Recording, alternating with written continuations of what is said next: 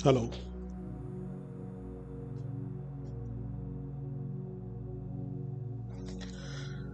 मान्यता का सत्य ही एक विशेष प्रकार का सत्य है जो लगभग पूर्ण सत्य के समतुल्य ही जा पहुंचता है।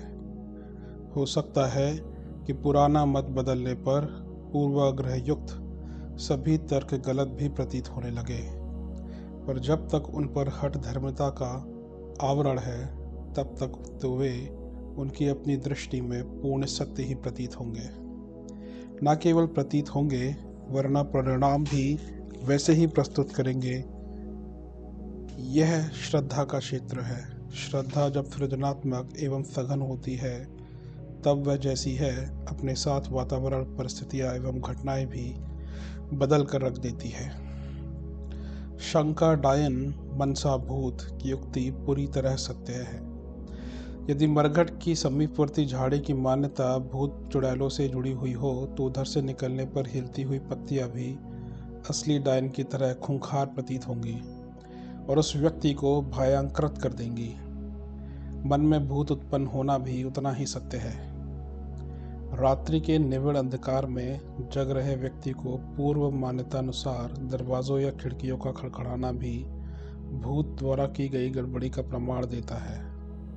अब तक भूत प्रेतों के चुंगल में फंसे सहस्त्रों व्यक्ति जीवन गंवा चुके हैं। तांत्रिकों के चुंगल में फंसकर धन, स्वास्थ्य एवं मनोबल खो चुके हैं। उनके मिथ्या विश्वास ने ही उन्हें असली भूत की उपस्थिति की तरह डरा दिया, पर वह डर उनकी जान लेकर ही विदा हुआ।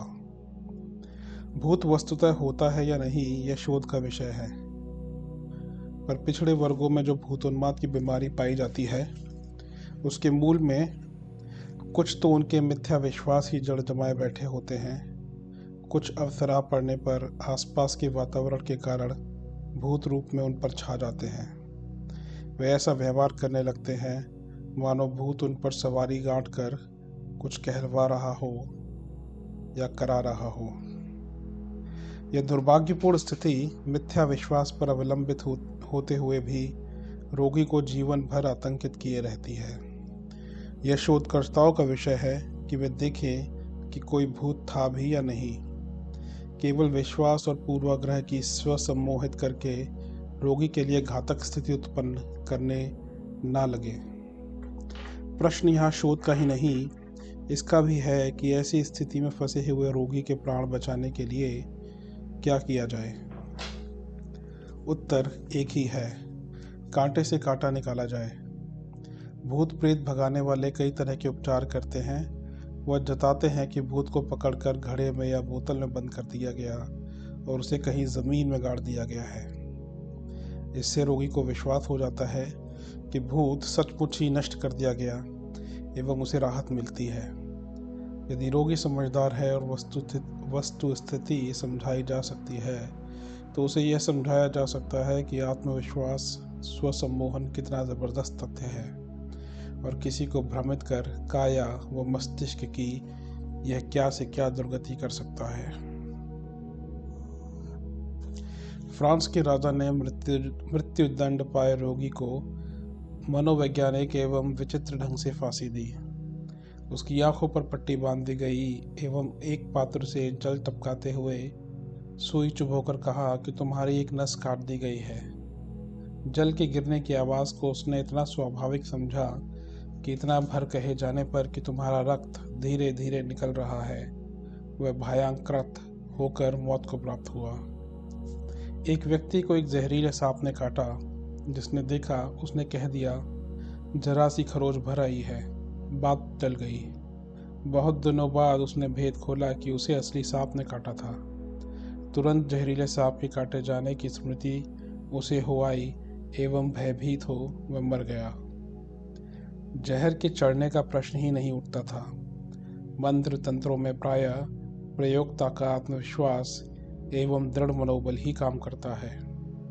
जिस पर मंत्र चलाया जाता है उसका भी प्रयोक्ता पर विश्वास होना चाहिए, तभी चमत्कारी परिणाम भी निकलते हैं। भूत प्रेत के प्रसंग प्रायः निर्मूल आशंका पर आधारित होते हैं, लेकिन कभी कभी भूत प्रेतों का वास्तविक अवतरण भी होता है। कभी कभी कोई सहानुभूति रखने वाली आत्मा विशुद्ध सहायता की दृष्टि से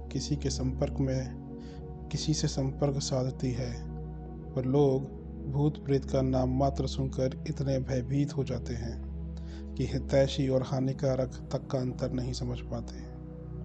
परोक्ष जगत के संबंध में संव्याप्त अज्ञान ही इस भूतोन्माद का कारण है। पिछड़े अनगढ़ और सनकी लोगों की शारीरिक मानसिक अवस्था को सूक्ष्म शरीरधारी आत्माओं से अलग समझा जाना चाहिए। वह इस अज्ञान को मिटाया जाना चाहिए कि कोई देवी देवता या भूत प्रेत किसी के ऊपर आते हैं।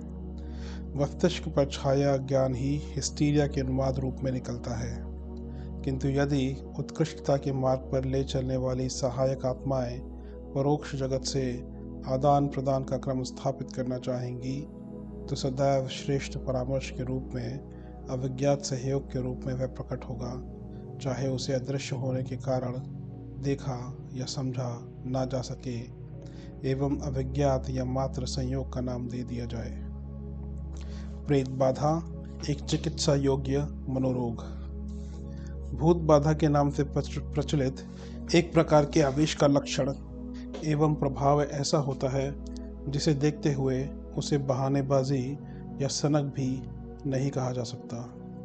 उसके प्रभाव प्रत्यक्ष दिखते हैं। उन कारणों से रोगी का जीवन क्रम ही अस्त व्यस्त नहीं हो जाता, वरन कई बार तो जान पर बनाती है और बुरी तरह बर्बादी उठानी पड़ती है।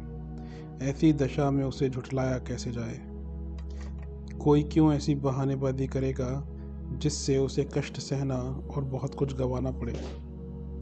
दूसरों का ध्यान आकर्षित करने, सहानुभूति पाने के लिए कई लोग कई प्रकार के चित्र विचित्र आचरण करते और मन घड़ंत करतूते भी दिखाते हैं।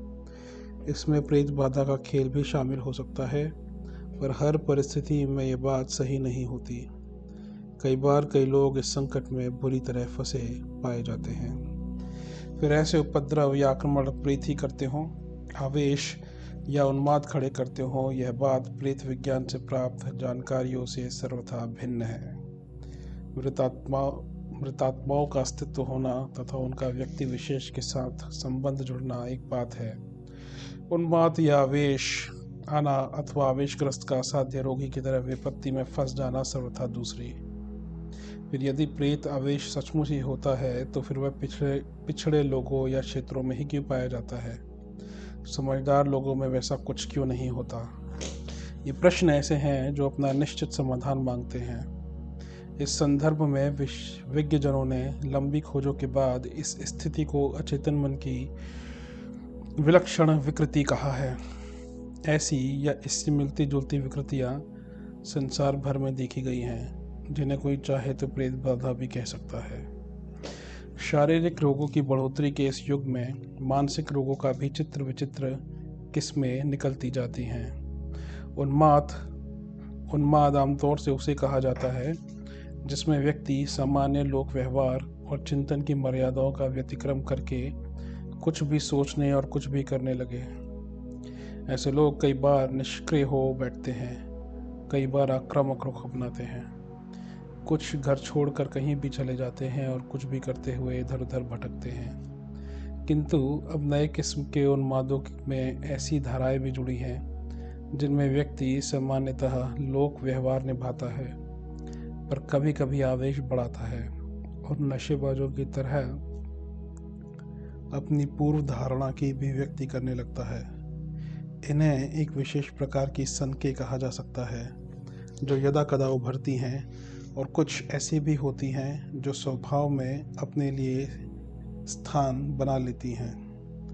उत्तरी ध्रुव पर निवास करने वाले एस्किमो लोगों में कभी कभी किसी पर एक भयानक मानसिक रोग चढ़ दौड़ता है। इसमें वह आपे से बाहर हो जाता है और ऐसा लगता है कि कोई उससे यह सब बलपूर्वक करा रहा है। आंखें लाल हो जाती हैं, मांसपेशियां जकड़ जाती हैं, पसीना छूटता है। आवेशग्रस्त मना स्थिति में पत्नी तक रेंडियर कुत्ते जैसी दिखती है और वह उस पर आक्रमण कर बैठने पर उतारू दिखता है। मुंह से लार टपकती है, भूख से तड़फड़ाता है और जो भी हाथ पड़े खाने लगता है। स्थिति पूर्णतः उन्मादी जैसी होती है। यह उस क्षेत्र का प्रख्यात रोग है। इसे उस क्षेत्र में काम करने वाले डॉक्टरों ने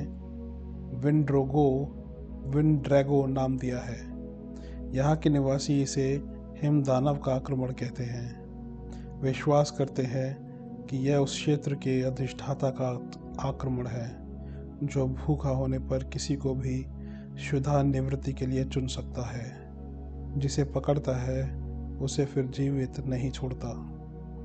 उन्माद जब अति स्तर पर होता है, रोगी किसी को भी मार डालने जैसा आक्रमण करता है। साथ ही यह भी कहता है कि यदि बचना है तो मुझे मिलजुल कर मार डालो। प्रचलित उपाय भी यही है। निकटवर्ती एस्किमो उसे पकड़ ले जाते हैं और खुले में ले जाकर वध कर डालते हैं। समझा जाता है कि ऐसा करने वालों से हिमदैत्य प्रसन्न होता है और उन्हें अपना वफादार सहयोगी मानकर पुरस्कार भी देता है। कनाडा के डॉक्टरों ने इस रोग के संबंध में गहरी छानबीन की है और उस व्यथा को विंडिनो साइकोसिस नाम दिया है।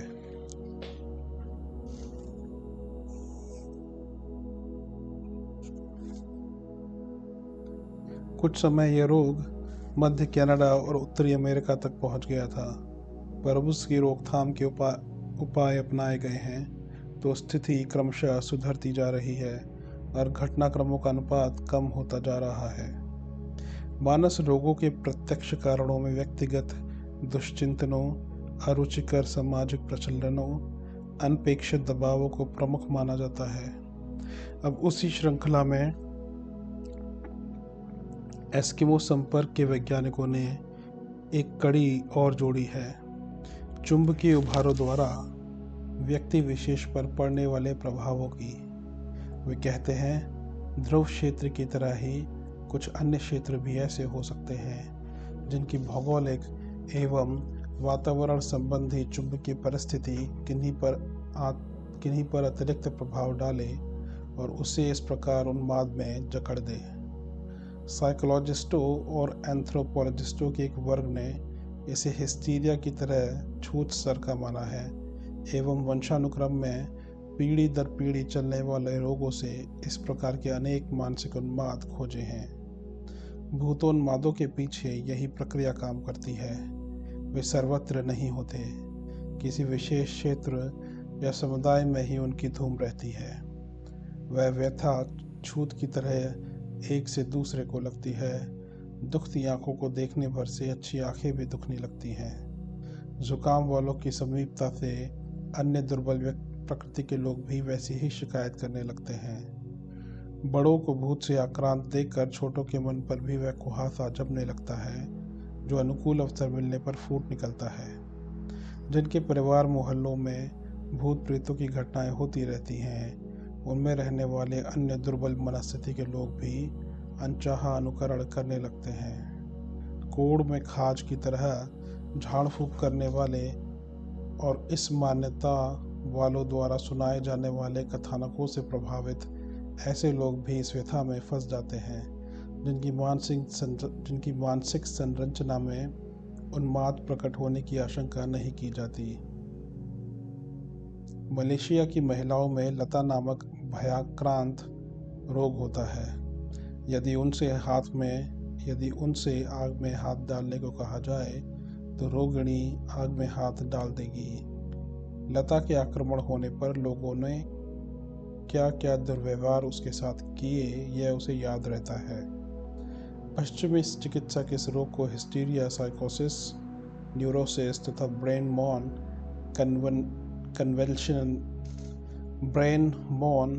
कन्वेल्शन कहते हैं। मलेशिया में रहने वाली चीनी महिलाओं में यह रोग नहीं होता। ऐसा ज्ञात होता है कि यह रोग परंपरागत होता है, जिसकी शुरुआत सन 1850 ईस्वी में तब से हुई जब से वहाँ गोरे लोग आए और उनसे बचने के लिए उन्हें लता रोग ने घेरा। महिलाएं पश्चिमी नकल को बाध्य की गई थी।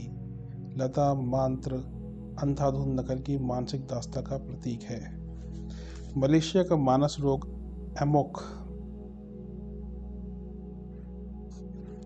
एमोक बड़ा भयानक है। युवा रोगी विक्षिप्त होकर छुरा भोगता फिरता है। उसका कारण नौकरी से निकाला जाना या परीक्षा की असफलता आदि होती है। अनेक मनुष्यों को घायल होते होते उन पर काबू पाया जाता है, तब तक वह बेहोश होकर गिर पड़ता है। पश्चिमी चिकित्सक इसका कारण बताते हैं ब्रेन डैमेज, मिर्गी, हिस्टीरिया या डेलेरियम की स्थिति, जिसमें आदमी चित्त भ्रमित हो जाता है। एपिलेप्टिक और हिस्टीरिया वाले रोगी तो विश्व के हर कोने में पाए जाते हैं, किंतु एमोक का संबंध 16th सेंचुरी में वहाँ के इतिहास से जोड़ा जाता है, जबकि देशभक्त स्वराज्य प्राप्त करने एमोक पर निकल पड़ते थे। एमोक का मतलब है देश के लिए मर मिटने वाले। धर्म परिवर्तन के समय वे मरने को अधिक पसंद करते थे। एमोक से मृत व्यक्तियों का सम्मान सन 1850 ईस्वी तक था। उसके बाद ये मानस रोग माना जाने लगा है, किंतु रक्त के संस्कार तो बने ही रहते हैं। विश्व के विभिन्न स्थानों में मानसिक रोग विभिन्न रूप लेते हैं। स्थान की संस्कृति, जलवायु, जल प्रभाव तथा परंपरागत अंधविश्वास मानस स्थान पर छाए रहते हैं। यह मात्र पिछड़ी जातियों तक ही अब सीमित नहीं रही, वरन पढ़े लिखे आधुनिक सभ्यता में पले लोगों को भी होती है। इंग्लैंड के एक परिवार में पीढ़ियों से मान्यता चली आई है कि उसका हर सदस्य 50 वर्ष की आयु से पूर्व ही मृत्यु को प्राप्त हो जाता है। एसोसिएटेड प्रेस के माध्यम से 26 अक्टूबर 1983 ईस्वी के स्टेट्समैन अखबार में एक समाचार छपा कि 7वें अर्ल क्रेवन, जो गत 5 वर्षों से आसन्न मृत्यु से भयभीत था, 26 वर्ष की आयु में ही स्वयं को गोली मारकर आत्महत्या कर ली। थॉमस रॉबर्ट डगलस क्रेवन शाही परिवार की 7वीं पीढ़ी के एकमात्र पुरुष सदस्य थे। कहा जाता है कि इनके पिता 35 वर्ष की आयु में व दादा मात्र 37 वर्ष की आयु में डूबने से अकाल मृत्यु को प्राप्त हुए थे। यही इतिहास परिवार के हर सदस्य का है। गांव वालों का कहना है कि हैम्पस्टेड मार्शल बर्कशायर नामक इस रियासत के एक बुजुर्ग ने 300 वर्ष पूर्व एक कन्या से दुराचार किया था। उसके बाद यह शाप देकर कि इस परिवार का कोई भी पुरुष सदस्य 50 वर्ष तक जीवित नहीं रहेगा, वह जब तक जिएगा अवसादग्रस्त मनस्थिति में रहकर अंततः आत्महत्या कर लेगा। उस कन्या ने भी आत्महत्या कर ली। कहा नहीं जा सकता कि यह किंवदंती कितनी सत्य है, किंतु इतिहास यही बताता है कि हर पीढ़ी के पुरुष सदस्यों की साइजोफ्रेनिया नामक मानस रोग जन्म से ही रहा। वह सभी ने आत्महत्या की तथा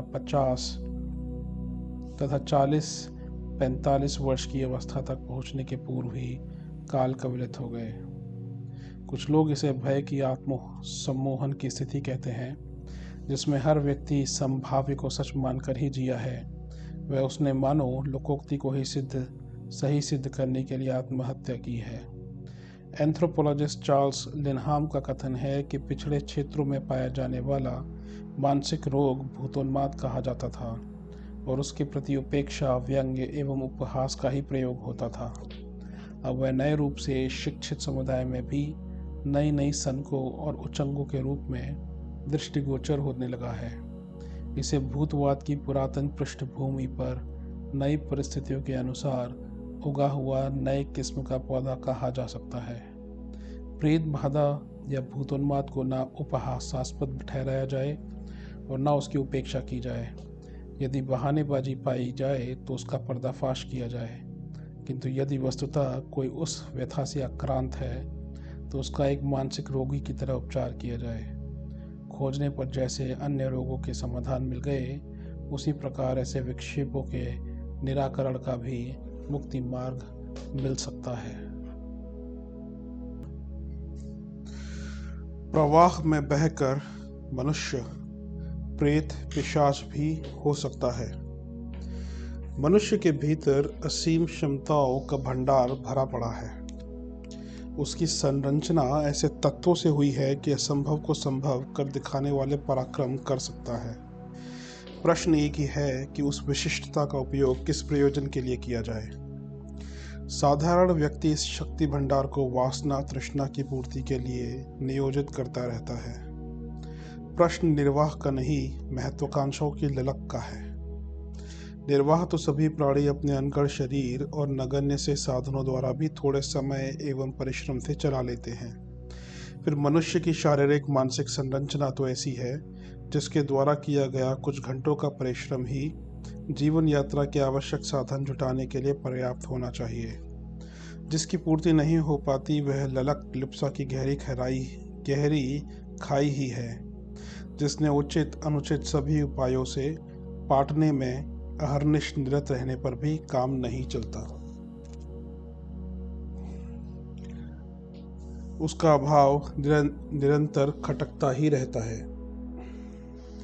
श्रेष्ठ व्यक्ति अपनी क्षमताओं को आदर्शवादी प्रयोजनों के लिए नियोजित करते हैं और लोक कल्याण के साथ साथ आत्म कल्याण में भी आशातीत सफलता प्राप्त करते हैं। ऋषि मुनि की, संत सुधारक एवं शहीदों की, महामानवों की दिशा धारा ऐसी ही होती है।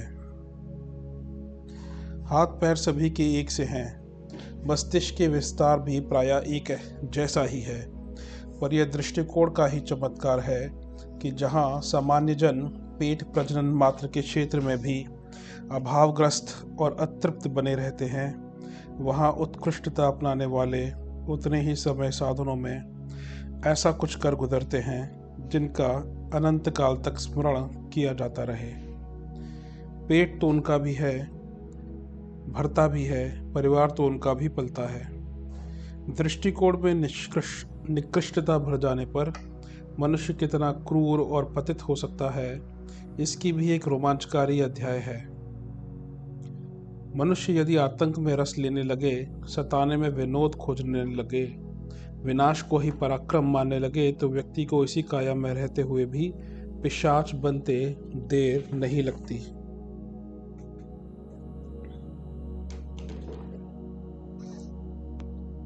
वह ऐसे कुकृत्य भी करता रह सकता है जिस पर निर्लज्जता को भी लज्जा आने लगे।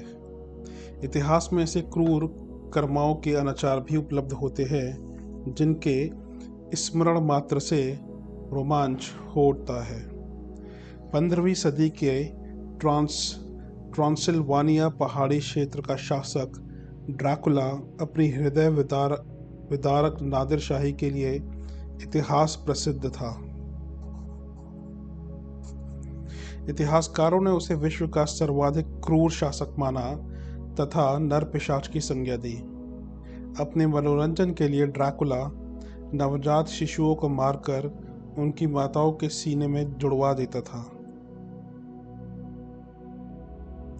अनेक बार तो माता पिता को अपने ही बच्चे का मांस खाने को मजबूर कर देता। गांवों में बाल वृद्ध नर नारियों सहित आग लगवा देना, अपराधियों को पेड़ों पर फांसी चढ़वा देना ड्रैकुला के प्रेम मनोरंजन थे। कहा जाता है कि ड्रैकुला के दरबार में चारों ओर लाशें टंगी रहती थी।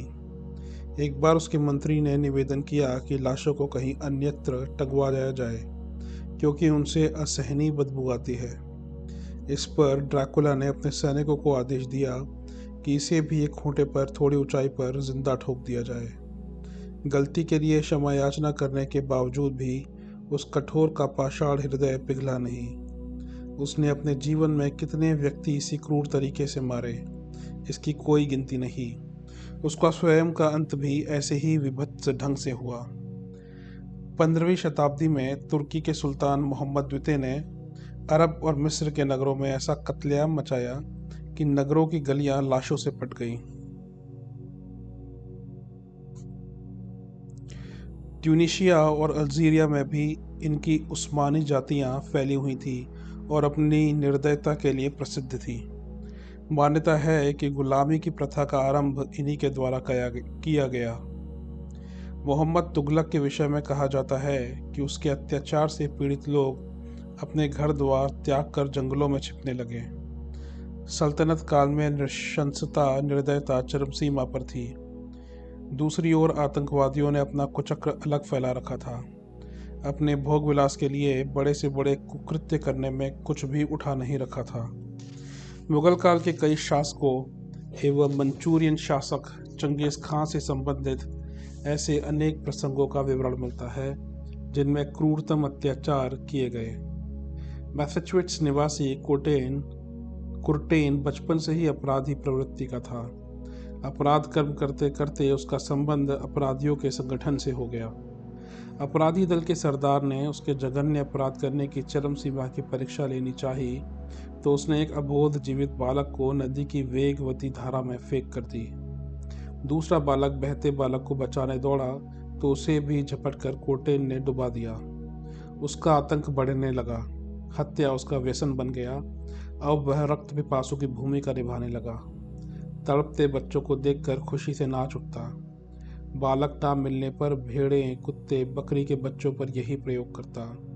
20 वर्ष तक वह क्रूर कर्म करते करते थका नहीं। अंत में पकड़े जाने पर फांसी पर लटकना पड़ा।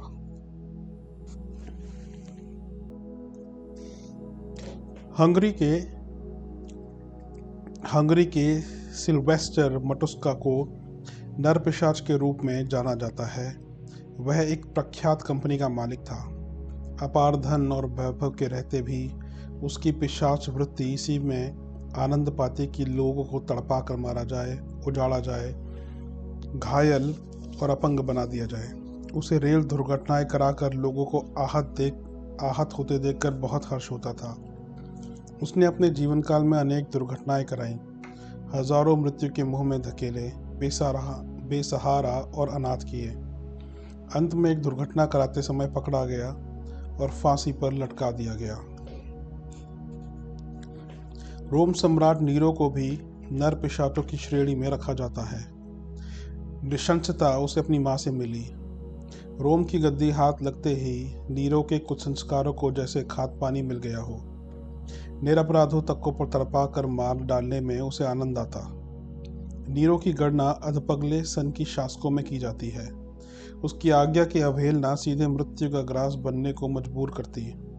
अजीब सनक सवार हुई उसके सिर पर, मेरे बाद रोम का कोई शासक ही ना बन पाए। अतः आदेश दिया कि रोम नगर को जलाकर नष्ट कर दिया जाए। 9 दिन तक अनवरत अग्निकांड होता रहा। अबला बाल वृद्ध संपत्ति सहित जलाकर खाक कर दिए गए। कहा जाता है रोम सम्राट शहर की ऊंची मीनार पर बैठकर नृशंस अग्निकांड हत्याकांड देखता रहा। मिस्र के पिरामिडों के साथ भी ऐसी ही रक्त रंजित इतिहास जुड़ा हुआ है। मिस्र के शासक फेरो की मृत्यु के पश्चात उसकी कब्र में बहुमूल्य वस्तुएं, हाथी, घोड़े, असंख्य नौकर, दासियां दफनाए गए। जीवित दास दासियों को इसलिए गाड़ दिया जाता क्योंकि तत्कालीन लोगों की मान्यता थी कि मरणोपरांत भी ये नौकर नौकरानियां राजा की सेवा कर सकेंगे। बर्बरता पूर्ण यह अमानवीय घटना मात्र फेरो तक ही सीमित नहीं रही, वरन यह प्रक्रिया लंबे काल तक तत्कालीन मिस्र में चलती रही और हजारों निरीह निष्ठुरता के कोपभाजन बने।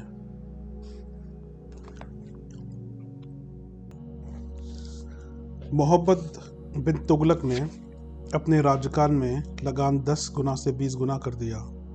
लगान के अलावा भी अतिरिक्त कर लगाए गए। परेशान होकर लोगों ने अनाज के खलिहानों को जला डाला और मवेशियों को घर से निकाल दिया। 10-10, 20-20 के मंडल बनाकर उन्होंने गांव छोड़कर जंगलों व तालाबों के किनारे शरण ली। इस पर सुल्तान लश्कर लेकर दोआब पर चढ़ाया। लाशों के ढेर लग गए, खून की नदियां बह गईं। जानवरों की तरह लोगों को चुन चुन कर मारा गया। सल्तनत काल में जहां एक ओर नृशंसता निर्दयता दृष्टिगोचर होती है, वहीं दूसरी ओर अय्याशी का आभास भी मिलता है। अमीर खुसरो ने लिखा है कि उस काल में जब कोई नई इमारत बनाई जाती थी तो उसे खून से धोया जाता था। अलाउद्दीन ने अपनी इमारतों के उद्घाटन पर हजारों बकरे जैसी दाढ़ी वाले मुगलों का वध करवाया। मोहम्मद बिन तुगलक के द्वार पर हत्यारे लोग मारते मारते तंग हो जाते और 3-3 दिन तक लाशों के ढेर सड़ते रहते थे। मात्र अन्य जाति के काफिर कहे जाने वाले ही नहीं, मुसलमान भी उसकी नृशंसता के शिकार हुए। ये कुछ उदाहरण हैं जिनमें इस तथ्य पर प्रकाश पड़ता है कि मनुष्य का मन कोरे कागज़ की तरह है, जिस पर कुछ भी भला बुरा लिखा जा सकता है। वह गीली मिट्टी की तरह भी है, जिसे किसी भी सांचे में ढाला और उसका कोई भी खिलौना बनाया जा सकता है। संत सज्जनों को ब्रह्म वातावरण और आंतरिक कुसंस्कार संवर्धन के सहारे जहाँ अपने को ऊंचा उठाते हुए असंख्यों का कल्याणकारी मार्गदर्शन कर सकना संभव हुआ, वहाँ दुर्जनों की प्रवृत्ति दुष्टता के सांचे में इन्हीं कारणों के आधार पर ढलने में भी देर नहीं लगी है। मनुष्य की प्रकृति है कि वह जैसे संपर्क में रहता है, जैसा कुछ सोचता है, वैसा ही स्वभाव बनाता और कृत्य करने लगता है। इसलिए जहाँ मनुष्य की निजी संरचना को महत्व दिया जाता रहा है, वहाँ यह भी कहा गया है कि वातावरण, संपर्क एवं दिशा निर्धारण करने वाले अन्य कारणों की महत्ता भी कम नहीं है। मानव जीवन जिस प्रकार ईश्वर प्रदत्त सर्वोपरि है, वहाँ संसार क्षेत्र का सबसे बड़ा सौभाग्य यह है कि उसे उत्कृष्टता के प्रगति पथ पर बढ़ते चलने वाला सुयोग भी मिले। इसके लिए हर व्यक्ति को निजी जीवन तथा संपर्क समुदाय में यह प्रयत्न करना चाहिए कि अन्न वस्त्र की तरह शालीनता के वातावरण में सांस लेने का भी अवसर मिले। अन्यथा विषैली सांस लेने पर जिस तरह दम घुटता है, उसी प्रकार अवांछनीय मार्ग सामने रहने पर मनुष्य आत्महनन और पैशाचिक कृत्यों पर उतारू होने जैसे अनर्थ करने में भी प्रेत पिशाचों से पीछे नहीं रहता। भूत से डरे नहीं, वह तो बस भूत है। काल के अनंत प्रवाह में बह रही जीवन धारा की प्रेत योनि एक नया मोड़ मात्र है। हमारे सीमित बोध जगत के लिए भले ही वह जीवन धारा खो गई प्रतीत होती है, पर वह सर्वदा अविच्छिन्न रहती है और हमारा संस्कार क्षेत्र मरणोत्तर जीवन में भी सक्रिय रहता है। अंतःकरण चतुष्टय मृत्यु के उपरांत भी यथावत बना रहता है। अशांत विक्षुब्ध मनस्थिति भी अपना स्वभाव उस रूप में भी बनाए रखती है। दुष्ट और दुरात्म जीवन क्रम की यह स्वाभाविक परिणति जीवात्मा को जिस अशांत दशा में रहने को बाध्य करती है, उसका ही नाम प्रेत दशा है।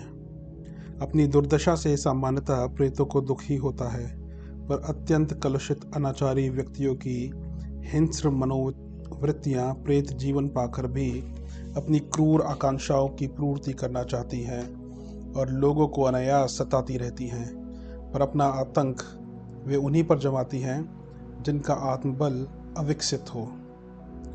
प्यार का अभाव, सुरक्षा की अधिकता, मूर्खतापूर्ण कठोरता से भरा नियंत्रण,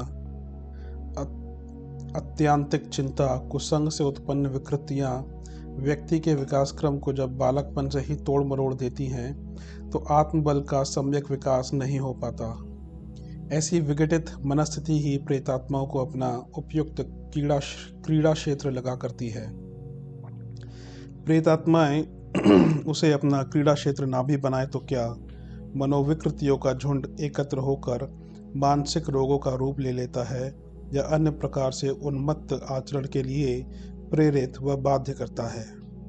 उत्कृष्ट लक्ष्यों के लिए साहस, उल्लास और स्फूर्ति से भरपूर मनस्थिति जहाँ मनुष्य की सामर्थ्य को अधिकाधिक विकसित एवं ऊर्ध्वगामी बनाते हुए उसे महामानवों, देव मानवों की कोटि में पहुंचा देती है, वहीं दुर्बल, दूषित मनस्थिति जीवन भर हताशा, आक्रोश और आत्मग्लानि के नरक में तो जलाती ही है, मरणोत्तर जीवन में भी अंतः चेतना की अविच्छिन्नता के कारण उसी स्तर की गतिविधियों का क्रम चलते रहने से प्राणी को क्षण भर भी चैन नहीं लेने देती।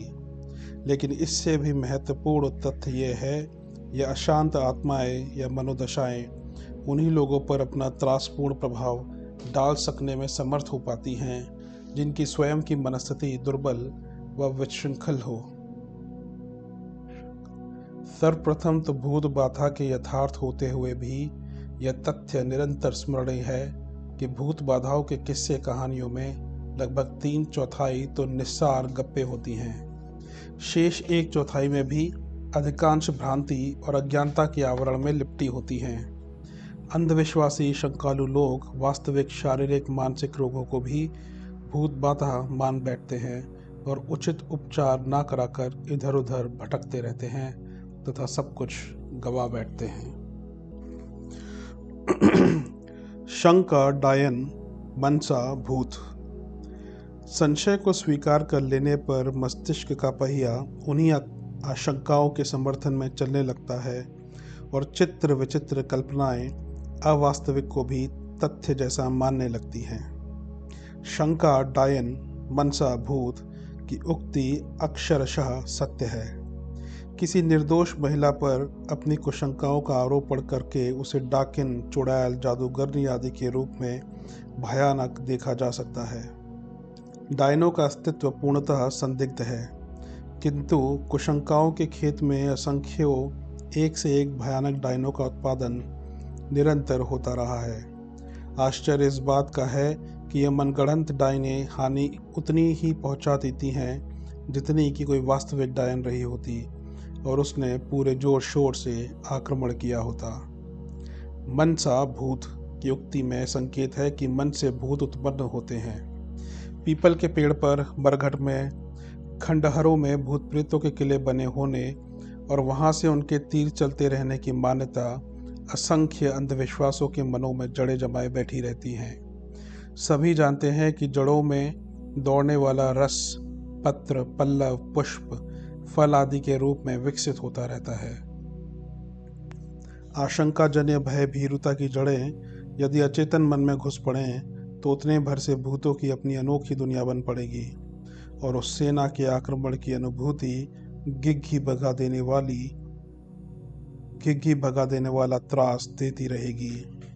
यह स्वनिर्मित भूत भी उतने ही डरावने और हानिकारक होते हैं जितने कि यदि वास्तविक भूत कहीं रहे होते और उनके द्वारा आक्रमण किए जाने पर कष्ट सहना पड़ता। हिस्टीरिया एक प्रकार का मानसिक उन्माद है। इसे भूत प्रेत या देवी देवताओं के आवेश के रूप में देखा जा सकता है। शिक्षितों में यह आवेश दूसरी कई तरह की सामयिक उमंग के रूप में आता है और वे अपने आप को क्रोध आदि आवेशों से ग्रसित पाते हैं। कई बार तो ऐसी स्थिति अपने लिए तथा संपर्क में आने वाले व्यक्तियों के लिए घातक बन जाती है। आवेशग्रस्त व्यक्ति के साथ रोगी जब भूत प्रेतों के या देवी देवताओं के आक्रमण की संगति बैठा लेता है तब वह प्रवाह उसी दिशा में बहने लगता है और ऐसे लक्षण प्रकट होते हैं जिनसे ऐसा प्रतीत होता है मानो सचमुच ही कोई भूत वेताल उन पर दौड़ा हो। एंजाइटी न्यूरोसिस एवं हिस्टेरिक न्यूरोसिस को हिस्टीरिया तो नहीं कहा जा सकता, पर उसकी सहेली या छाया कहने में हर्ज नहीं। कोई कल्पना जब मस्तिष्क पर असाधारण रूप से हावी हो जाती है तो उसे अनुभूतियां भी उसी प्रकार की होने लगती हैं। भूत प्रेतों के आवेश प्रायः इसी स्थिति में आते हैं। मस्तिष्क में असंतुलन का दौरा पड़ता है। रोगी के मस्तिष्क का एक बहुत छोटा अंश यह अनुमान लगाने की चेष्टा करता है कि इस आकस्मिक हलचल का कारण क्या हो सकता है। उसे दूसरे लोगों पर भूतों का आवेश आने की जानकारी देखने या सुनने से पहले ही मिल चुकी होती है। अस्तु क्षण भर में अपनी स्थिति उसी प्रकार की मान लेने का विश्वास जम जाता है। बस इतनी भर मान्यता शरीर के हिलने, झूमने, गर्दन डुलाने, लंबी सांसें, उत्तेजना आदि भूतोन्माद के लक्षण प्रस्तुत कर देती है। इस श्रेणी में देवी देवताओं के आवेशों की गणना की जा सकती है। भूतोन्माद अधिक अविकसित, अशिक्षित और असंस्कृत लोगों को आते हैं।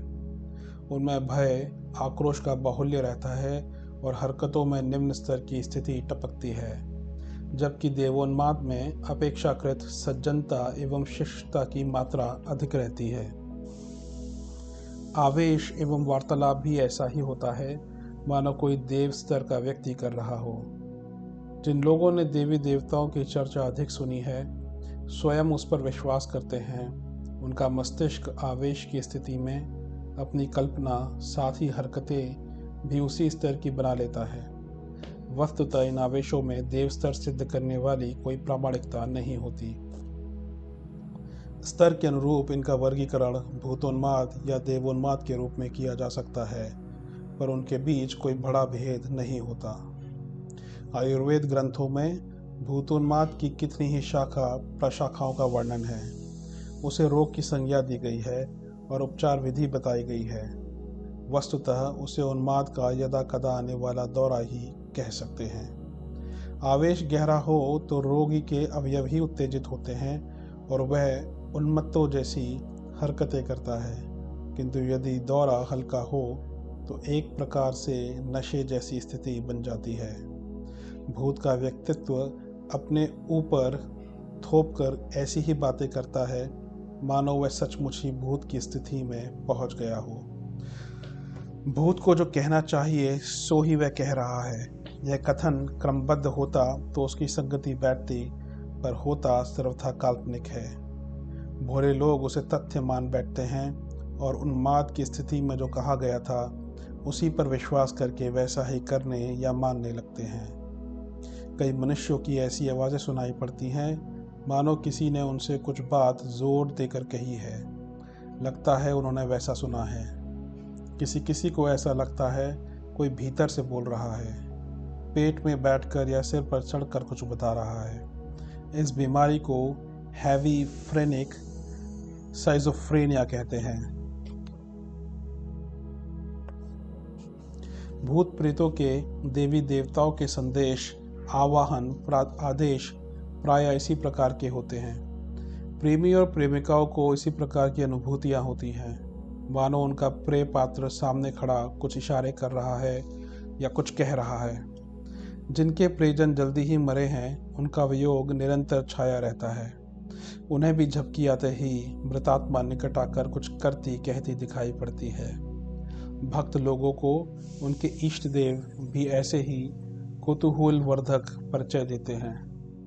मानसिक अस्त व्यस्तता को दो भागों में विभाजित किया जा सकता है, न्यूरोसिस और साइकोसिस।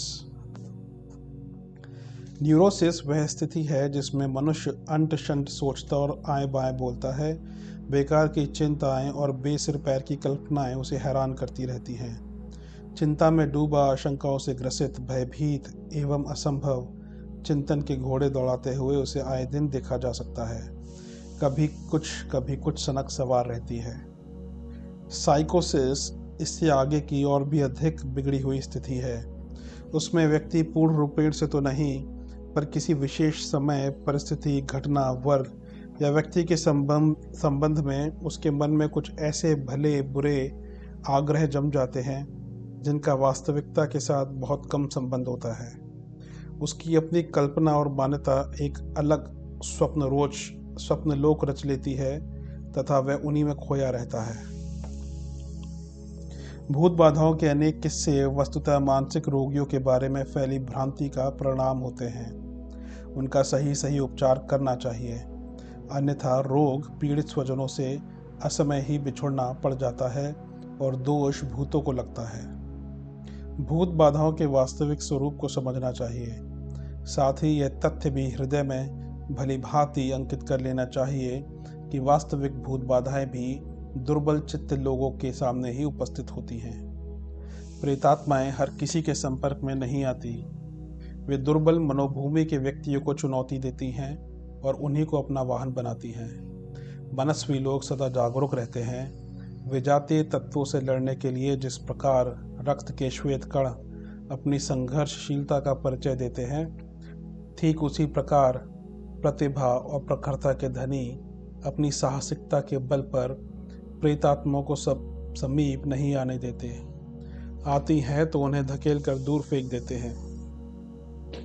दुर्बल मनोभूमि के अथवा प्रेतात्माओं में विशेष रुचि लेने वाले भूत भक्तों को उनका वाहन बनते देखा गया है। जिनके सिर पर आए दिन भूत झूमते रहते हैं उन्हें अंग्रेजी में मीडियम कहा जाता है। साधारणतः उन्हें प्रेत वाहन नाम दिया जाए तो अनुपयुक्त कदापि न होगा। प्रेतात्मा ग्रसित व्यक्ति के भीतर से एक सूक्ष्म पदार्थ प्रवाह निकलता है जिसे टेलीप्लाज्म नाम दिया जाता है। यह टेलीप्लाज्म व्यक्ति के चित्त में विद्यमान उस अतीत के व्यक्ति विशेष या वस्तु विशेष की, जिसे प्रेत कहते हैं, छवि के संवेदनात्मक प्रतिबिंबों के अनुरूप आकार ग्रहण कर लेता है। यह माध्यम व्यक्ति के शरीर से स्वयं को पृथक कर सकता है और इस प्रकार प्रेत की प्रतिछाया या छवि स्पष्ट देखी जा सकती है। Doctor C.D. ब्रॉड समेत अनेक वैज्ञानिक मनोवैज्ञानिकों ने मीडियम के बारे में एक अन्य सिद्धांत प्रस्तुत किया है। उनका कहना है कि मस्तिष्क की संरचना जटिल है। वह शरीर में सम्मिलित है, जिसे वे साइकिक फैक्टर कहते हैं। जब व्यक्ति मरता है तो उसका शरीर रूपी यह संयोग बिखर कर नष्ट हो जाता है। इस प्रकार उस शरीर में अवस्थित मस्तिष्क का भी अस्तित्व समाप्त हो जाता है। किंतु साइकिक फैक्टर कोई भौतिक द्रव्य नहीं है, अतः वह विनष्ट नहीं हो सकता। यह अवशिष्ट साइकिक फैक्टर इधर उधर भ्रमण करता रहता है। फिर ऐसे व्यक्ति के मस्तिष्क को पाते ही वह प्रविष्ट हो जाता है जो इन परिव्राजक साइकिक फैक्टर्स के प्रति ग्रहणशील हो। ऐसे ही व्यक्ति मीडियम प्रेतवाहन बना करते हैं। साइकिक फैक्टर कोई व्यक्ति तो होते नहीं, वे पूरे मस्तिष्क के भी प्रतिनिधि नहीं होते, अपितु मस्तिष्क का पदार्थ से परे अंश विशेष होते हैं। अतः साइकिक फैक्टर एक पूर्ण मस्तिष्क की तरह काम नहीं कर सकते।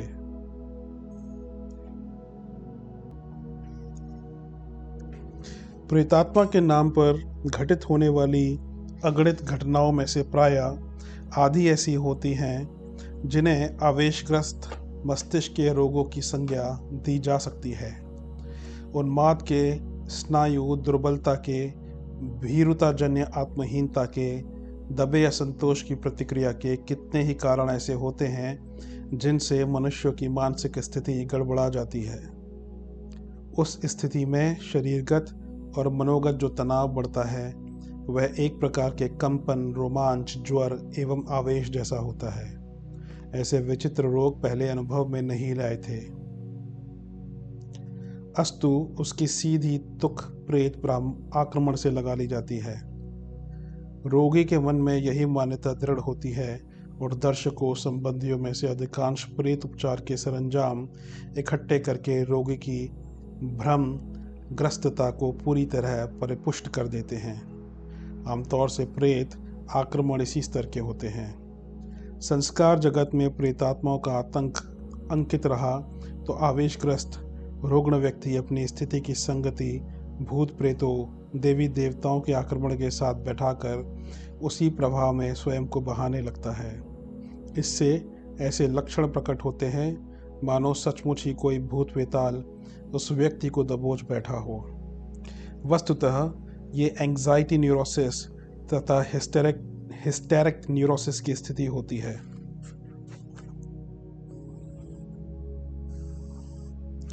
हैवीफ्रेनिया की स्थिति भी ऐसी ही रुग्ण मनोदशा का परिणाम है। अपने इष्ट देवों का दर्शन करने वाले अनेक भक्तजन भी इसी मनस्थिति में विभिन्न कौतूहलवर्धक दृश्य देखा करते हैं। जिनके प्रियजन हाल ही में और असमय में मरे हों, उन्हें भी झपक आते ही मृतात्मा निकट आकर बात करती दिखाई पड़ती है। ये सब मानसिक अस्त व्यस्तता के ही परिणाम। सुचिंतित सुनियोजित महत्वाकांक्षाएं व्यक्तित्व को ऊर्जस्वी, गतिशील, प्रखर और प्रभावी बनाती हैं, तो आकाश कुसुमवत आकांक्षाओं का अनपेक्षित विस्तार व्यक्तित्व को विभाजित कर देता है। विभाजित व्यक्तित्व मानसिक रोगों का सुरक्षित घर बनता जाता है। व्यक्तित्व का यह विभाजन अनेक बार प्रेत बाधाओं के रूप में भी सामने आता है। जब आकांक्षाएं शक्ति से सर्वथा विलग और विसंगत हो जाती हैं, तब वे स्वाभाविक न रहकर अस्वाभाविक हो जाती हैं। उनकी पूर्ति संभव न होने से उनका दमन करना पड़ता है। दमित आकांक्षाएं पाप पिशाच का रूप लेती जाती हैं। ये विकृत और विभत्स रूप में त्रास एवं दंड देती हैं। भूत बाधाएं दो तरह से व्यक्ति को अपनी चपेट में लेती हैं। एक प्रकार की बाधा में रोगी के सिर पर भूत आता है, वह अनर्गल प्रलाप और असंगत चेष्टाएं करता है। रोगी की इस तरह स्थिति में रोगी की सामान्य चेतना विशृंखलित हो जाती है और यह विशृंखलता चेतना ही उसके व्यक्तित्व को घेरे रहती है। दूसरे प्रकार की बाधा में भूत रोगी के शरीर में भीतर समा जाता है। वह निरंतर व्यग्र, त्रस्त एवं विक्षिप्त सा रहने लगता है। कभी कभी अंग विशेष में पीड़ा भी होती है तथा यह पीड़ा अपना स्थान बदलती रहती है। ऐसे रोगों का शारीरिक कारण ढूंढने पर भी नहीं मिल पाता। भूत बाधा पीड़ित व्यक्ति को आकस्मिक रूप से असहाय वेदना का अनुभव होता है। कभी हाथ पैर ठंडे हो जाते हैं, दांत बंध जाते हैं और इस तरह की अन्य शारीरिक प्रतिक्रियाएं स्पष्ट दिखने लगती हैं। ये सभी प्रभाव मन में बैठे भय और अपराध की ग्रंथियों के हैं, इसलिए इनकी चिकित्सा किसी भी औषधि द्वारा नहीं हो पाती। मनोवैज्ञानिकों की दृष्टि में प्रेत बाधा के अधिकांश मामले हिस्टीरिया रोग का ही दूसरा नाम होते हैं। ऐसे रोगियों का व्यक्तित्व विभाजित होता है तथा उनके सामान्य व्यक्तित्व के साथ ही उनमें एक विशेष व्यक्तित्व भी समाहित हो जाता है। मनोवैज्ञानिकों का यह भी निष्कर्ष है कि मानसिक विभाजन की स्थिति संक्रामक होती है। इसलिए देखा गया है कि जब कोई भूत पीड़ित स्त्री झूमने लगती है तो उसके इर्द गिर्द बैठी स्त्रियों के झुंड में भी 10-5 स्त्रियां झूमने लगती हैं। विभिन्न आकृति प्रकृतियों वाले अनेकानेक मानसिक विक्षोभ वस्तुतः मानसिक असंतुलन के परिणाम हैं। इसके लिए आवश्यक है परिस्थितियों के साथ तालमेल बैठाने की सूझबूझ तथा प्रतिकूल परिस्थितियों को परिष्कृत दृष्टिकोण द्वारा अनुकूल बनाने की। प्रेत प्रभाव के 2 कारणों की चर्चा ऊपर की जा चुकी है। एक, मृतात्माओं की उद्विग्न एवं आक्रामक सत्ता। दूसरे, मनोरोगों के संदर्भ में प्रेत कल्पना की प्रतिक्रिया। इन 2 के अतिरिक्त एक तीसरा कारण और भी है। किन्हीं विशिष्ट व्यक्तियों की निजी चेतना में ही ऐसे उभार उत्पन्न हो जाते हैं जो भूतों की करतूत जैसे विलक्षण परिचय देने लगते हैं। यह व्यक्तित्व में विशिष्ट ऊर्जा का आकस्मिक उदय होना कहा जा सकता है। वही अपने समीपवर्ती क्षेत्र को प्रभावित करती है। इससे दर्शकों को लगता है कि यहाँ कोई प्रेतात्मा विद्यमान है और अपने अस्तित्व का परिचय देने के लिए उलट पुलट कर रही है। इन तथ्यों को समझते हुए अपनी मनोभूमि को परिष्कृत एवं उत्कृष्ट बनाने की आवश्यकता है। भूत तो सचमुच भी होते हैं, वे मात्र अपने अतीत के अनुगूंज होते हैं। अपनी वासना, तृष्णा एवं आकांक्षा की आग से वे स्वयं ही जल रहे होते हैं। वे वस्तुतः अतीत की भूलों का फल भुगत रहे होते हैं और उनसे मुक्त होने के लिए छटपटा रहे होते हैं। अभ्यास, कुतूहल या संस्कारवश वे अपनी गतिविधियों का प्रदर्शन करने को उद्यत होते भी हैं, तो उसमें डरने जैसी क्या बात है। वे तो दया के ही पात्र होते हैं और मुक्ति की कामना करते रहते हैं। जो अपने वर्तमान में जी रहा है, ऐसे मनुष्य को किसी के भूत से डरना शोभा नहीं देता। वे बस भूत ही तो हैं। अतृप्त आकांक्षाओं का उद्वेग मरने के बाद भी प्राणी को चैन नहीं लेने देता और वह सूक्ष्म शरीरधारी होते हुए भी यह प्रयत्न करता है कि अपने असंतोष को दूर करने के लिए कोई उपाय, साधन एवं मार्ग प्राप्त करे। सांसारिक कृत्य या उपयोग शरीर द्वारा ही हो सकते हैं। मृत्यु के उपरांत शरीर रहता नहीं। ऐसी दशा में उस अतृप्त प्राणी की उद्विग्नता उसे कोई शरीर गढ़ने की प्रेरणा देती है। अपने साथ लिपटे हुए सूक्ष्म साधनों से ही वह अपनी कुछ आकृति गढ़ पाता है जो पूर्व जन्म के शरीर से मिलती जुलती किंतु अनगढ़ होती है। अनगढ़ इसलिए कि भौतिक पदार्थों का अभीष्ट अनुदान प्राप्त कर लेना मात्र उसकी इच्छा पर ही निर्भर नहीं रहता।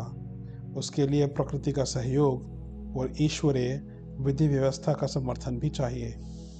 तीनों तथ्य मिलने पर ही परिपूर्ण शरीर मिलता है।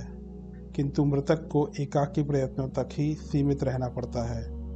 अस्तु वह एक अपनी छोटी सामर्थ्य के अनुसार अनगढ़ शरीर ही रच सकता है। वह इतना ही बन पाता है कि बहुत प्रयत्न करने पर थोड़े समय के लिए दृश्य बन सके और कुछ हरकतें कर सके, अन्यथा अदृश्य स्थिति में ही अपना निर्वाह करता रहे।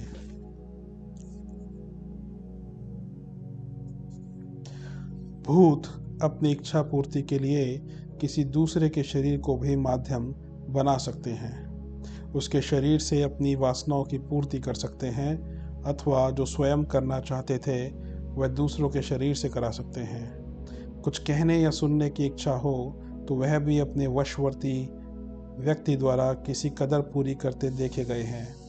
इसके लिए उन्हें किसी को माध्यम बनाना पड़ता है। हर व्यक्ति माध्यम नहीं बन सकता। उसके लिए दुर्बल मनस्थिति का आदेश पालने के लिए उपयुक्त मनोभूमि का व्यक्ति होना चाहिए। प्रेतों के लिए सवारी का काम ऐसे ही लोग दे सकते हैं। मनस्वी लोगों की तीक्ष्ण इच्छा शक्ति उनका आधिपत्य स्वीकार नहीं करती। भूतों के अस्तित्व से किसी को डरने की आवश्यकता नहीं है। वे भी मनुष्यों की तरह ही जीवन यापन करते हैं। मनुष्य धरती पर स्थूल शरीर समेत रहते हैं।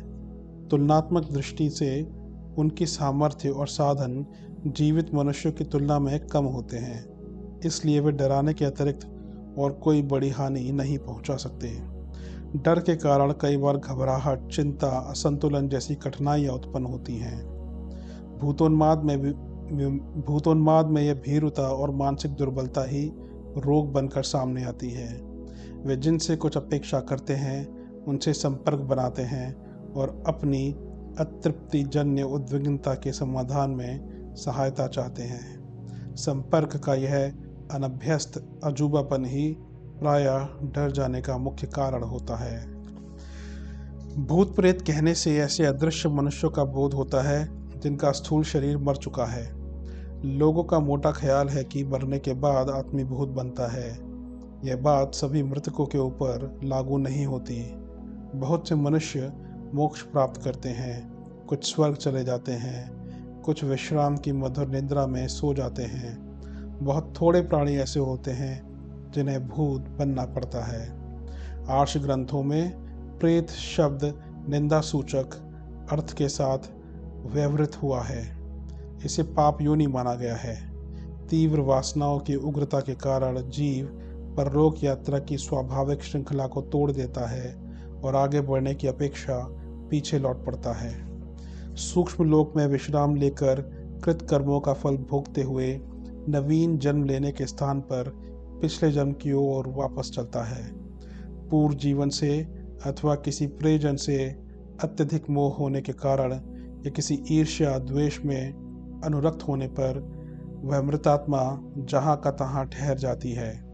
उसकी आंतरिक स्फुरणा आगे बढ़ने के लिए प्रेरित करती है, पर वह किसी की नहीं सुनता और वहीं का वहीं अड़ा रहता है। जीवन भर की थकान, कर्मों का भार, इन दोनों के कारण से वह बड़ा बेचैन रहता है। राग द्वेष की इच्छाएं, शरीर पात का लोभ, यह सब भी कुछ कम दुख नहीं देते। इसके अतिरिक्त स्थूल लोक के अधिक संपर्क में रहने के कारण उसकी इंद्रियों में भी स्थूलता का अधिक भाग आ जाता है। अतएव वह भोग पदार्थ की भी इच्छा करता है। ये सब विषम स्थितियां मिलकर प्रेत को बड़ा बेचैन बनाए रहती हैं। वह व्याकुल, पीड़ित, आतुर और दुखित होता हुआ इधर उधर मारा फिरता है।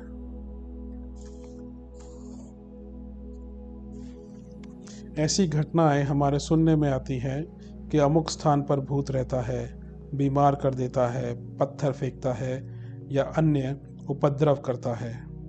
सहायता करने की अपेक्षा भूतों द्वारा हानि पहुंचाने के समाचार अधिक सुने देखे जाते हैं। इससे प्रतीत होता है कि भूतों को मानसिक उद्वेग अधिक रहता है। इंद्रिय लिप्सा या मोह श्रृंखला में बंधने के कारण ही वे इस दुर्गति को प्राप्त होते हैं। जिन्हें स्वादिष्ट भोजनों की चाहत और मादक द्रव्यों की आदत, नाच तमाशों में अभिरुचि, मैथुन इच्छा विशेष रूप से होती है, जिन्होंने जीवित अवस्था में इंद्रियों को इन खराब आदतों का गुलाम बन जाने दिया है, वे विवश होकर मृत्यु के उपरांत भी इन्हीं वासनाओं से ग्रसित किन्हीं अन्य व्यक्तियों को देखते हैं जो उनके माध्यम द्वारा अपनी तृप्ति करने के लिए उन पर अड्डा जमा लेते हैं और उनकी इंद्रियों द्वारा स्वयं तृप्ति लाभ करने की चेष्टा करते हैं। कहा जा चुका है कि भूतों की वासनाएं बहुत नीची श्रेणी की होती है, इसलिए वे वैश्यालय, मदिरालय या ऐसे ही अन्य त्याज्य स्थानों में विशेष रूप से मंडराते रहते हैं। इन स्थानों से संबंध रखने वाले लोगों के शरीर पर यह भूत गुप्त रूप से अपना अड्डा जमाते हैं। वे मनुष्य यद्यपि इनको पहचान नहीं पाते, पर इतना तो अनुभव करते ही हैं कि त्याज्य स्थानों पर जाते ही उनकी वासना असाधारण रूप से उत्तेजित होती है। भूत होते तो हैं, पर बहुत ही कम संख्या में होते हैं, क्योंकि भूत योनि अस्वाभाविक योनि है। यह नियत क्रम के अनुसार नहीं, मृतक के मानसिक विग्रह के कारण मिलती है।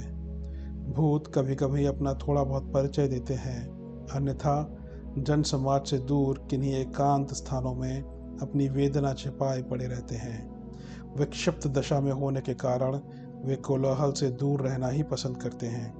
अपना परिचय प्रकट करने की इच्छा तो किसी को विशेष स्थिति के कारण ही होती है।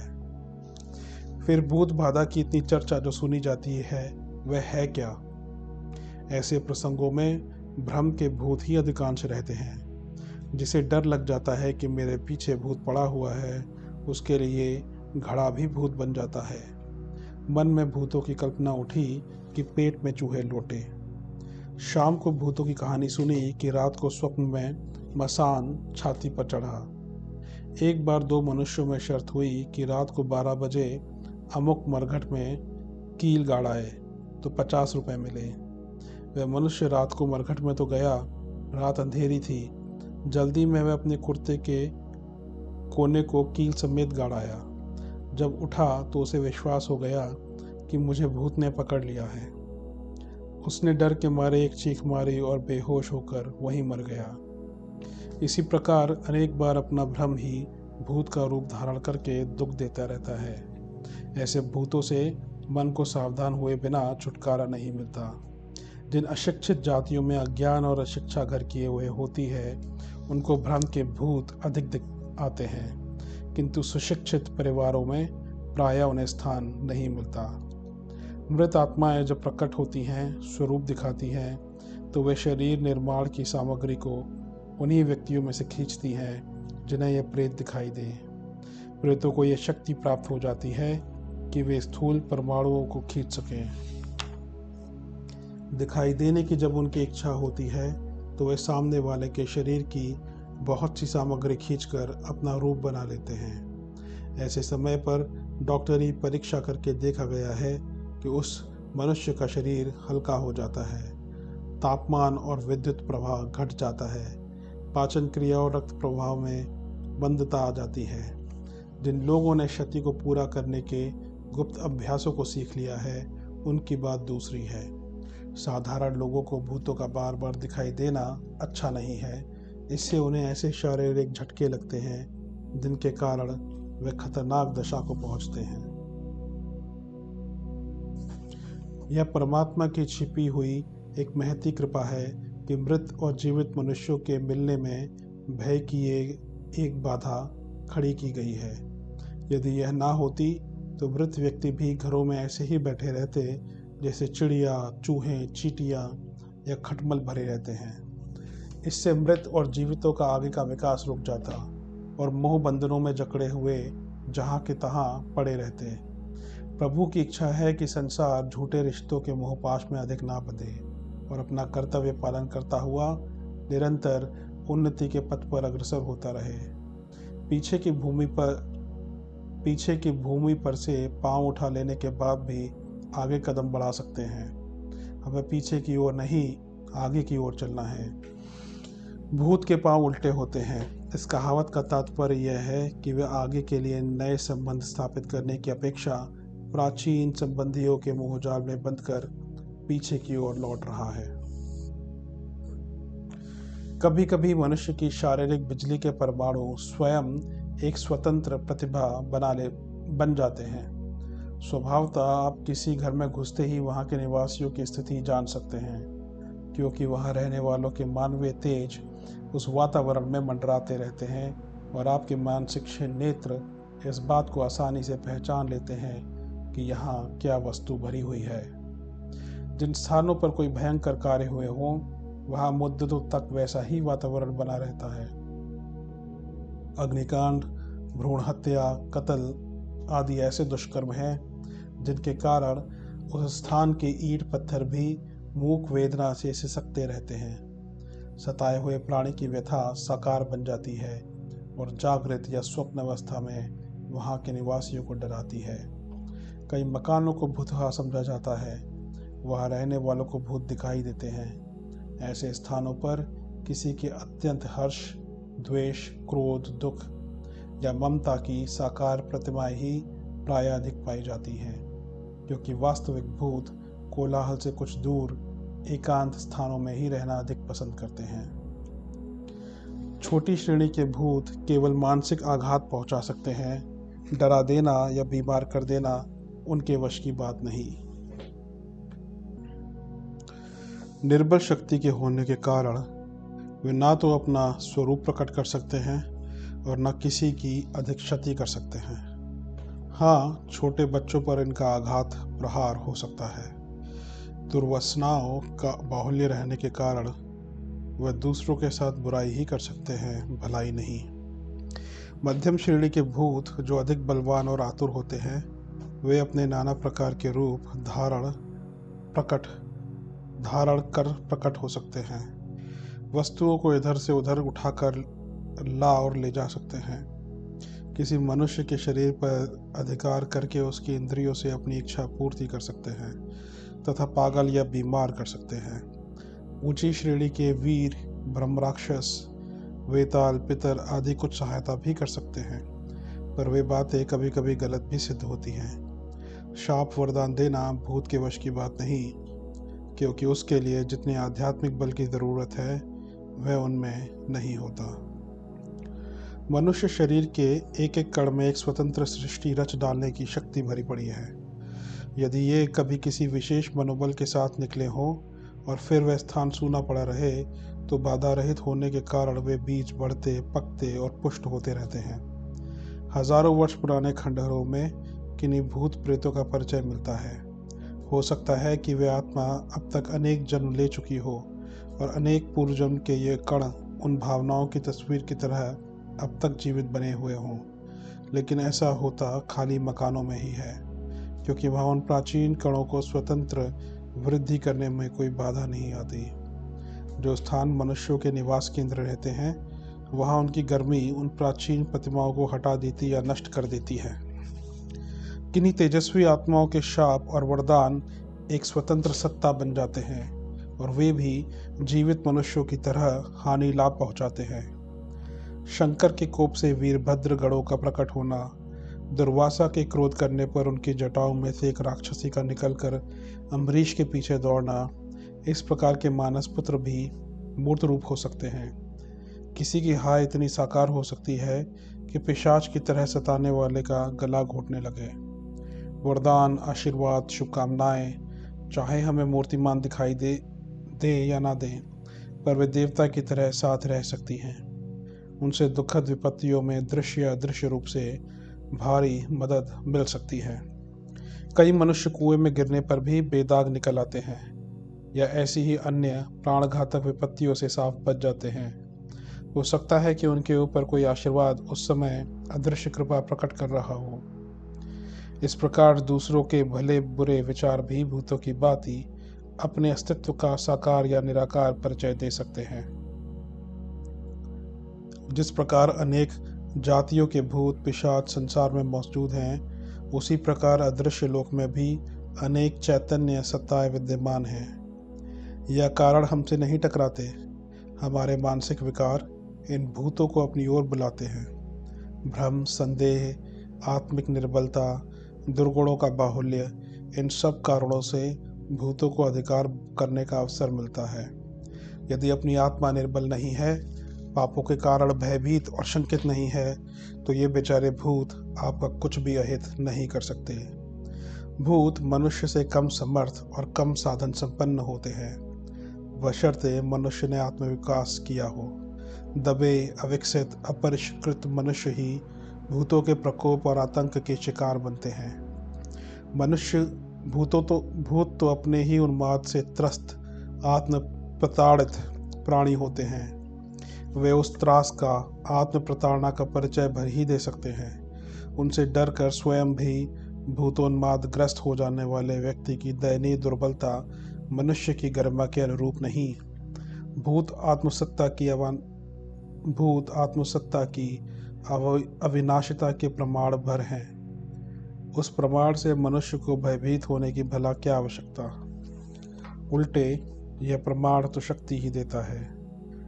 जब जीवन अनंत है और चेतना विनाशी, तो उसका भूत क्या बिगाड़ेगा। उसे तो आत्मसत्ता ही सनातन विद्यमानता का संदेशवाहक भर समझना चाहिए। भूत बाधा और उसका निवारण। साधारण श्रेणी या निकृष्ट कोटि का जीवन बिताने वाले वे व्यक्ति जो लालसा, पीड़ा एवं मोहग्रस्त अवस्था में शरीर छोड़ते हैं, अक्सर प्रेत योनियों में पड़ जाते हैं। यह पिछले पृष्ठों पर बताया जा चुका है।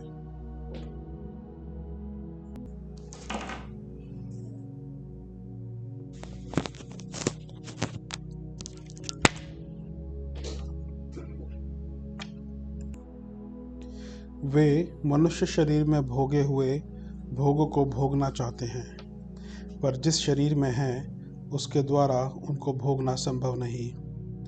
वृक्ष के शरीर में जो आत्मा है वह पशु के शरीर के भोगों को नहीं भोग सकती, और न कोई पशु उन भोगों को भोगने में समर्थ है जो वृक्षों को प्राप्त है। हर शरीर की स्वादेंद्रियां पृथक ढंग की होती हैं, इसलिए प्रेत इच्छा करते हुए भी मनुष्य शरीर के स्वादों को चखने में असमर्थ रहते हैं। इस असमर्थता का अनुभव करके वे और भी अशांत रहने लगते हैं और झुंझुलाहट को अपने निकटस्थ व्यक्तियों पर निकालते उन्हें कष्ट देते हैं। हाँ, कभी कभी कोई वृद्ध उनका अपवाद करते देखे जाते हैं। मृत्यु समय उनकी समझ परिपक्व होती है। बच्चों के लिए उनकी ममता, स्नेह, सहायता व क्षमा का भाव होता है। इंद्रियां भी उनकी अधिकांश में तृप्त होती हैं। ऐसे प्रेत जिस घर में रहते हैं उस घर में लोगों की सहायता किया करते हैं, आपत्तियों से सचेत करते हैं और कष्टों के निवारण में जो कुछ वे थोड़ी बहुत सहायता पहुंचा सकते हैं पहुंचाते हैं। इनके द्वारा जानबूझकर कोई ऐसा कार्य नहीं किया जाता जो संबंधियों को हानिकारक हो। भूत प्रेतों का श्रेणी विभाजन इस प्रकार किया जा सकता है। काल्पनिक भूत जिन्हें मनुष्य भय, आशंका, विश्वास एवं संकल्प द्वारा स्वयं उत्पन्न करता है। दूसरा, रोग का भूत। तीसरा, मृत जीवित व्यक्तियों के शरीर विद्युत परमाणु जो पुनः जागृत होकर अपनी एक स्वतंत्र सत्ता बना लेते हैं। चौथा, इंद्रिय भोगों की अतृप्त लालसा, वासना, प्रतिहिंसा से जलते हुए पिशाच। पांचवा, अपने वैभव, स्थान, कुटुंब या मित्रों में अतिशय आसक्त। छठा, तांत्रिक साधना द्वारा सिद्ध की हुई संकल्प प्रतिमाएं, छाया पुरुष, यक्षिणी आदि। सातवां, जीवन मुक्त आत्माएं जो सत्कर्मों में प्रेरणा और सहायता किया करती हैं। इन 7 श्रेणियों में भी सभी प्रकार के भूत प्रेत आ जाते हैं। इनमें आरंभिक 4 तो मनुष्य को हानि ही हानि पहुंचाते हैं।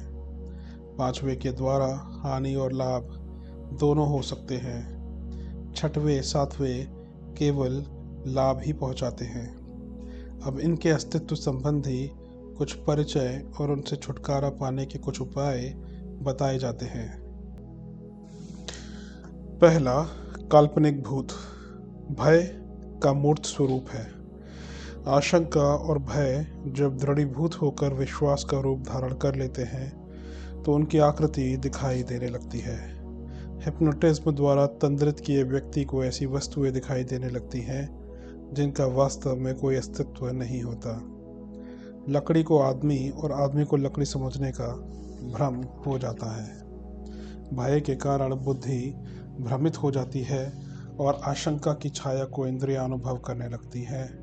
आंखें देखती हैं कि भूत सामने खड़ा है, कान सुनते हैं कि वह अमुक बात कह रहा है या शब्द कह रहा है, त्वचा अनुभव करती है कि पकड़ रहा है, छू रहा है, भीतर घुस रहा है।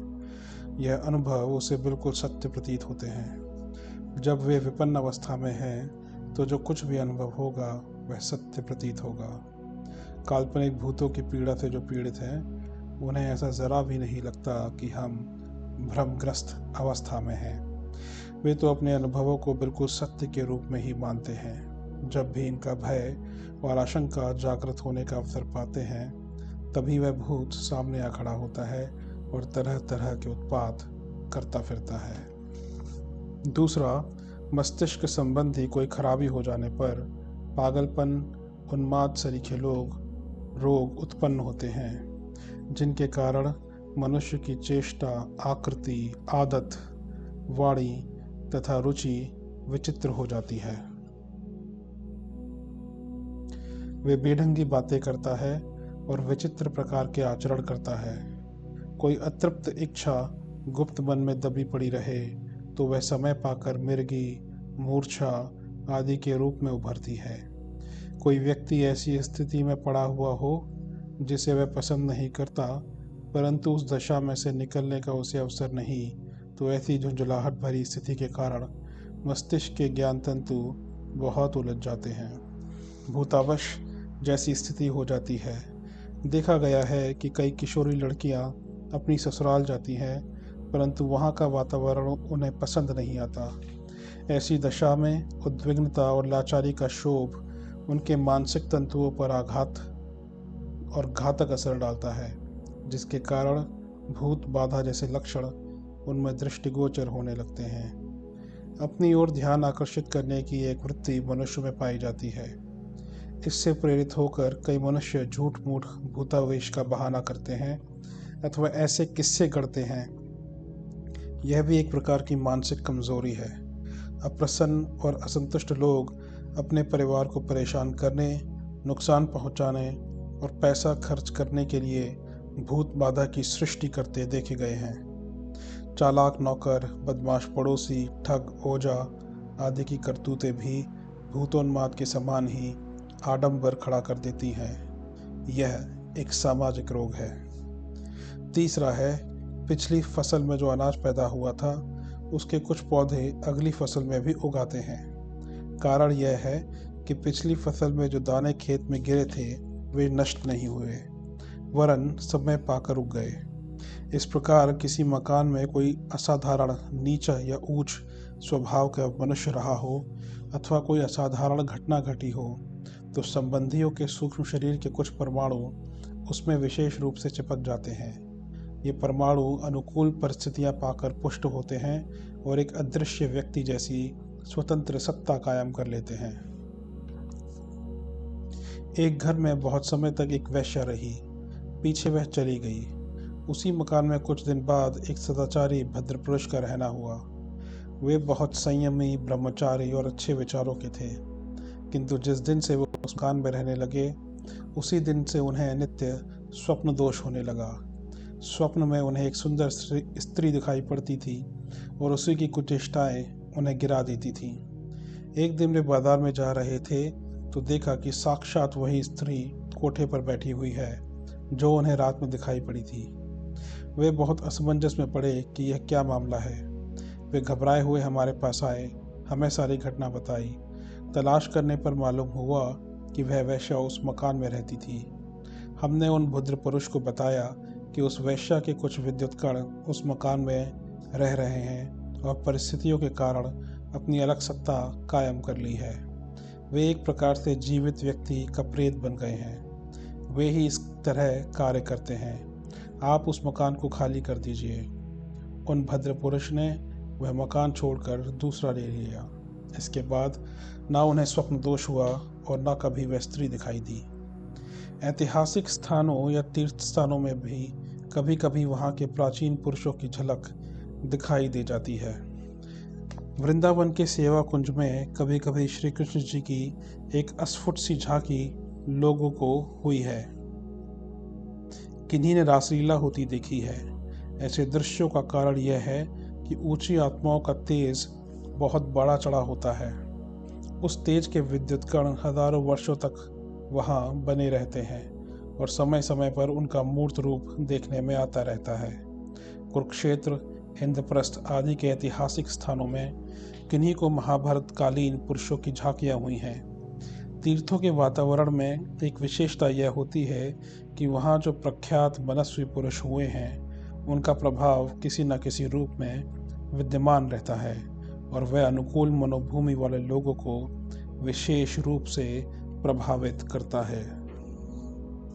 स्पष्ट है कि जहाँ मनुष्य शरीरों का कुछ असाधारण प्रयोग हुआ है वहाँ भूत बाधा जैसी गड़बड़ी बहुत देखी जाती है। शमशान, कब्रिस्तान, फांसी घर, जबह खाने आदि स्थानों का वातावरण बड़ा आतंकमय रहता है। इन स्थानों में शरीर यंत्र का असाधारण उपयोग किया जाता है, जिसके कारण उन शरीरों के कुछ परमाणु वहाँ जम जाते हैं और समय समय पर अपना अस्तित्व प्रकट करते हैं। उन स्थानों की समीपता में आने वालों को भय और आतंक उत्पन्न करने वाले कई प्रकार के अनुभव होते हैं। जिन घरों में हत्याएं होती हैं, दुष्ट कर्म होते हैं, उनमें भी ऐसा ही भयावह वातावरण बन जाता है।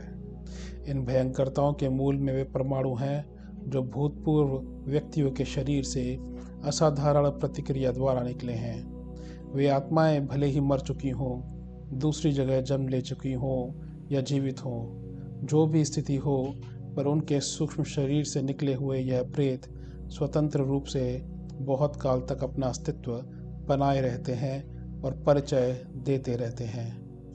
इन परमाणु प्रेतों द्वारा भी वैसे ही विस्मयजनक भयंकर कार्य होते हैं जैसे अन्य प्रकार के भूतों द्वारा हो सकते हैं।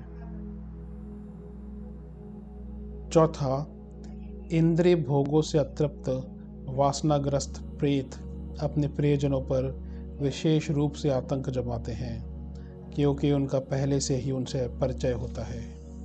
अपने पूर्व अनुभव के आधार पर वे सोचते हैं कि इच्छाएं इनके द्वारा पूरी हो सकती है। खाने पीने की चीज़ों की उनकी इच्छा अधिक होती है। कोई अपने लिए चबूतरा, वृक्ष आदि रहने योग्य स्थान चाहते हैं।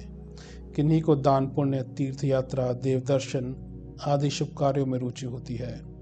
कोई अपनी आज्ञा पालन करा के अपने अहंकार को पूरा कराना चाहते हैं। जो भी उनकी इच्छा हो उसे पूर्ण कराने के लिए वे उपद्रव करते हैं और जब उनकी इच्छा पूर्ण हो जाती है वे संतुष्ट हो जाते हैं। इनके निवास स्थानों को अपवित्र करने वाले, वहाँ विघ्न बाधा उपस्थित करने वाले ही अक्सर उनके क्रोध भाजन बनते हैं। मध्याह्न या मध्य रात्रि के समय उनका शोक बढ़ता है। इस समय में निकटस्थ व्यक्ति पर अकारण ही वे आक्रमण कर बैठते हैं। पिछले जन्म का बदला चुकाने के लिए उनके उत्पात होते हैं।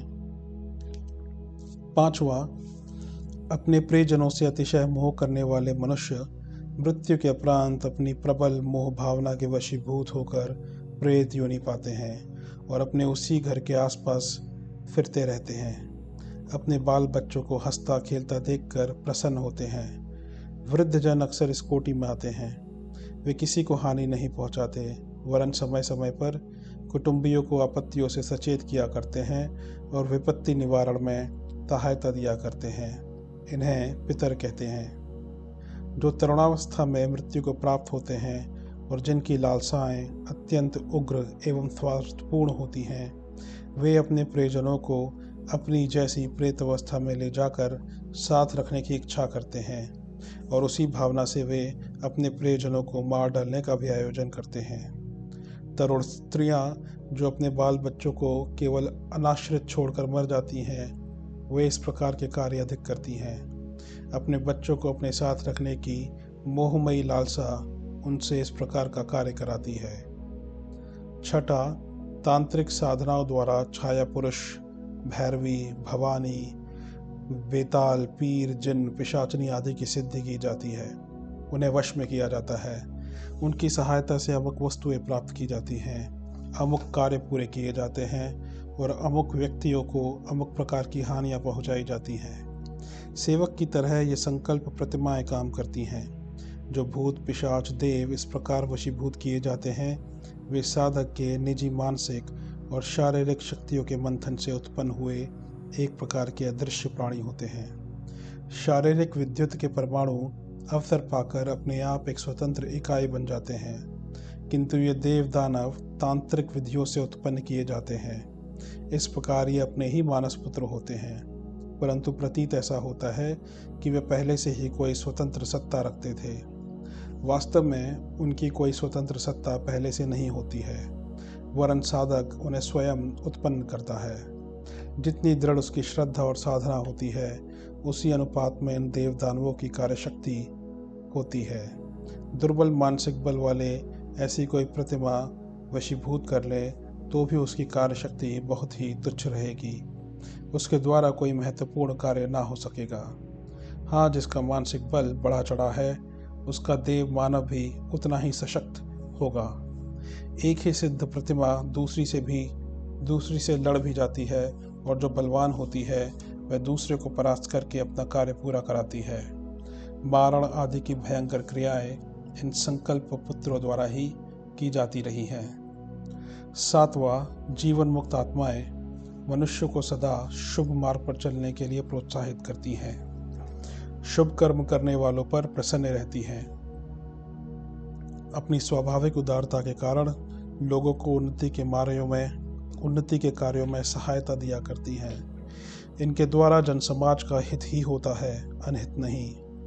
अंतरिक्ष में ऐसे अनेक सिद्ध महात्मा तथा महापुरुषों के सूक्ष्म शरीर उड़ते रहते हैं, जो समय समय पर मानव प्राणियों को सत्कर्मों में सहायता प्रदान किया करते हैं।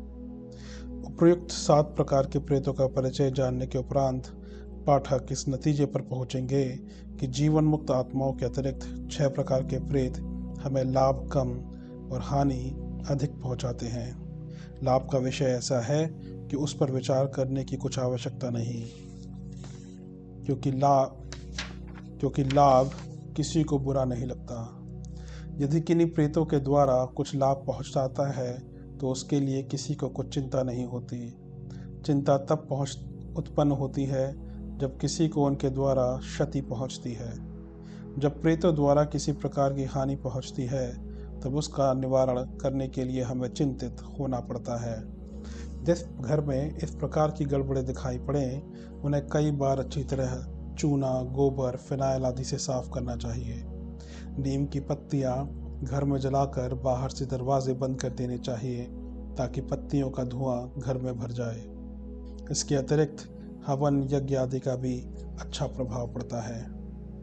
जागरण, धार्मिक गीत वाद्य, संकीर्तन, शंख ध्वनि से इस प्रकार की अणुमूर्तियों को हटाने में सहायता मिलती है।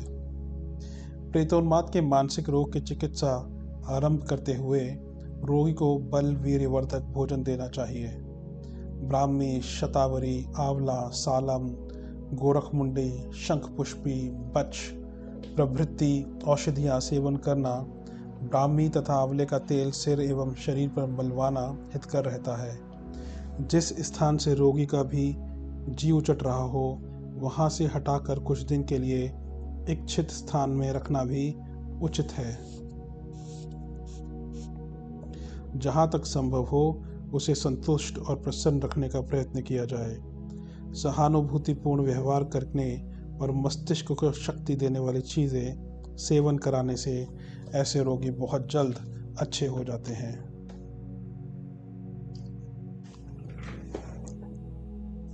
जिन्हें ऐसा विश्वास हो गया हो कि मुझे किसी बलवान भूत ने पकड़ रखा है और अब मुझसे कुछ नहीं हो सकता, ऐसे निर्बल स्वभाव वाले व्यक्तियों के सामने कुछ ऐसा आडंबर रचना होता है जिससे प्रभावित होकर वे यह विश्वास कर लें कि हमारे ऊपर जो भूत था वह संतुष्ट कर दिया गया या मार भगाया गया है।